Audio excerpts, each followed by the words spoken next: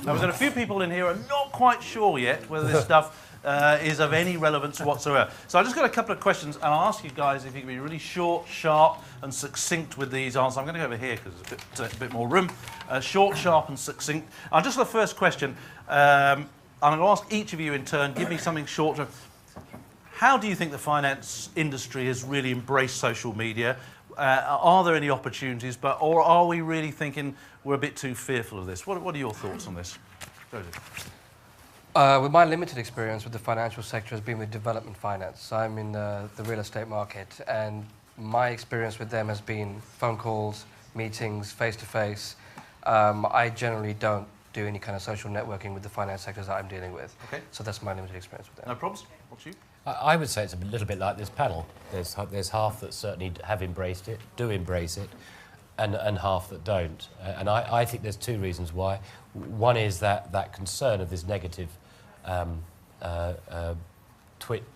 whatever you call it. But as you quite rightly say, how can that be dealt with? Tweets or whatever. So that would be my... And I think the other one is, I mean, from my point of view, the actual technology to do it, the understanding of exactly what you have to do to set up to be able to tweet. Yeah. And I think that probably puts some people off. Certainly the older generation, I would guess. Yeah, okay. For me, I think the financial industry, half it has embraced it, but it's embraced it to try and market, to sell, like traditionally, and that doesn't work because people don't believe that anymore. So I think it has to move on to being exactly what it is, a medium for social interaction, that people make their own decisions. Yeah. It doesn't work trying to push a product through social media. It simply doesn't work. I think that's quite an important point. There is a perception this is all really is just a marketing tool at the end of the day, when in fact that's only one of the many ways that you can use this. Probably the single best way to use social media as a learning tool, just to get in there and learn and listen. Another way, what we tend to do on our site, IFA Life, is to use it as a sharing best practice tool. So there's lots of people going in there and they are learning. There are others that are sharing their experience, helping and supporting each other. David, what do you think? Hi, I'm David from Web Optimizer, and I'm a complete and utter fan, convert, believer. I have multiple blogs, do it every time. I wake up to Twitter. I did a search just yesterday. I typed in the term independent financial advisor. And there had been, at that point, something like 80 Twitters in the last 2 minutes. So is the financial services industry using Twitter and social media? Absolutely. And I think the opportunity is here we're at the beginning of the cycle, of the period. There is an opportunity, and it's about to become extremely crowded, and you need to really get into it and embrace it, because one half of it certainly is embracing it, and the other half are going to be left out in the cold. Yeah. Thank you. Martin, you love it, I know it. I do, yeah. I think it's all very new, though. So a lot of people have kind of dipped their toe in the water and not really gone beyond that. I think there's a huge opportunity to speak to very knowledgeable people very directly. So it's worth getting in there and just listening and kind of introducing yourself to people. Yeah. And once you've got the confidence and you can start to develop your own voice, then you can move on.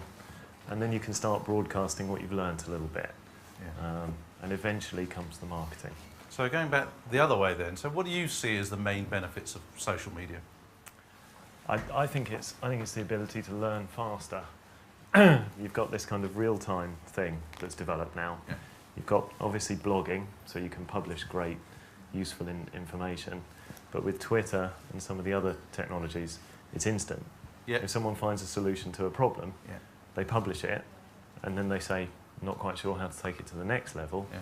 Someone else dives in straight away. And I think, that's really going to push human learning. It's a really interesting thing. I mean, Twitter has taken the world by storm. It's the fastest growing thing on the internet right now, and started life. The guy who created it, Jack Dorsey, the idea he just wanted to know what his mates were up to at any particular moment in time. Unfortunately, the kids didn't really go for Twitter at all. They decided to go off to Facebook, which has a much richer medium, much richer media environment. But it was us oldies that suddenly embraced Twitter and are now using it as a communication tool, as a sharing tool to shout at brands when we're upset with them. And just out of interest, how many of you, hands up if you've got a Facebook account? Just quick show of hands. Very interesting. Okay, of those of you who've got a Facebook page, how many of you got a business Facebook page? Ah, very different, very different. Worth learning about business Facebook page. Whilst your personal Facebook pages are invisible to Google, other than just your name, a business Facebook page, or a fan page, as some people call it, is highly, highly visible to Google. David's much more of an expert on this, I'm sure. But you can get you onto the first page of Google results within 10 days for your area of expertise, providing you add relevant content. What do you see, David, as benefits of social media? Benefits of social media. I think there's two primary activities. One is actually to listen, and the second one is to engage. And in a normal conversation, what we tend to do is we listen first and talk second. And that's really what we need to do when we use Twitter for Business. So in those tweets that I looked at last night, and there was 20 on the page, there was a lot of those tweets just offering jobs in financial services, fair enough. There were a couple of people suggesting that they were looking for an IFA. And obviously, by listening, you can find those leads. When you can see what people are asking for, then you can fundamentally present information to the market that the market wants. And my route to engagement is through education. And I think that that's a route that's very familiar to the financial services industry. So it's really about using the tools that you've got across this technology. On a bit more sceptical side, do you see benefits in it, or would you prefer to answer the question, what do you see as the disadvantages of it? For me, it's education. Financial services, really it's just telling people what we do, give them the information, let them make their own minds up. More than anything else, step back from saying you have to buy this because X, Y, Z. Give them the information, let them make up their own minds. Yeah. And that's it, really. That's the start, and then we'll see how we get on. Okay. I think for me, and I'm not sure it was on that video, but I think the lack of trust in adverts is unbelievable now. People don't believe adverts. And if you think about it, when you try and select something, whatever it is, you go on recommendations. But the point is your friends, I'm starting to sound converted actually, aren't I? But I mean, you know, you've got friends for certain things, but there are things that you want to do that maybe in a different country, and you want to look at referrals. So I think the main benefit is to look at what people are saying. Yeah. And so it is sort of listening and picking up on what's good or bad about a product, certainly. Yeah. Yourself, Joseph, what do you feel? As the reach, my understanding of social networking as far as an online activity is to get out exponentially to the most amount of people in the quickest amount of time. Yeah. My company generally deals with select partnerships and face-to-face relationships.